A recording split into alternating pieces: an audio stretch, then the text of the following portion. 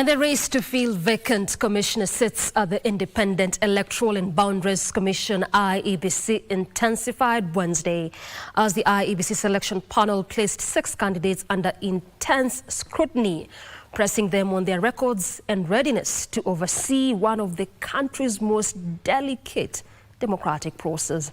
Among those interviewed was James Leiro Letangule, a senior manager at the Social Health Authority, who came under sharp questioning from the Nelson Makanda-led panel. Letangule was forced to defend his current institution amid mounting concerns over integrity and a growing trust deficit within SHA. Chumba tells us more.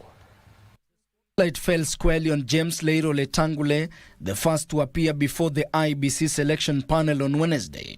As senior manager at the Social Health Authority, Letangule was forced to defend his current institution amid concerns over integrity and a growing trust deficit within the authority.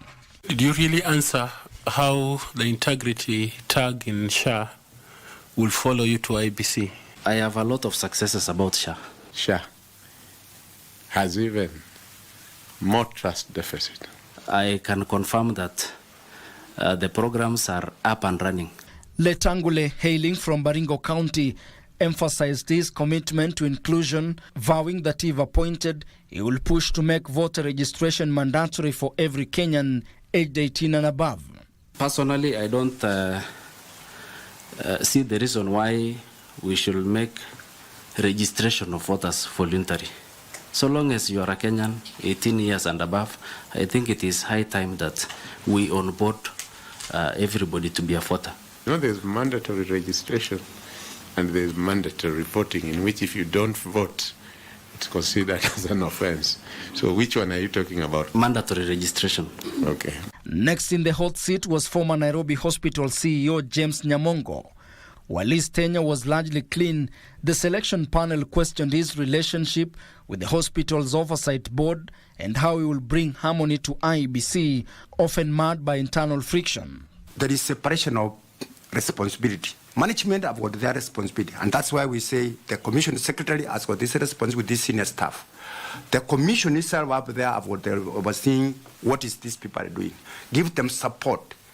Once you have given the secretary the support, I don't think that. But the moment you interfere with the functional responsibility of the management, then we lose. Jane Apetet, a former member of both the Kenya Power Board and the Turkana County Assembly Service Board, told the panel her focus will be enforcing the 2/3 gender rule both within the commission and across the electoral process.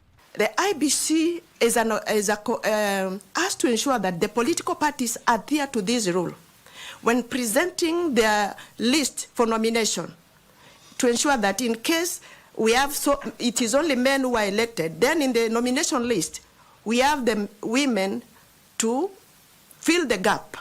Also appearing was Jane Gitonga, currently a partnerships manager at the IEBC. The panel challenged her to show whether her application was driven by passion and purpose or simply a pursuit of position. And given a chance, Chair, to come back into that portfolio as a commissioner, I would like to revive these engagements. Why is it that African Union only funds SADC and ECOWAS countries and not East Africa? It's because we haven't reached out to them in matters elections. Rounding out the day were Jefta Njangi Karingo and John Bosco Akale, who also fielded questions from the Nelson Makanda-led panel as the search for credible, capable and impartial electoral leaders continues. Chumba, Prime Edition.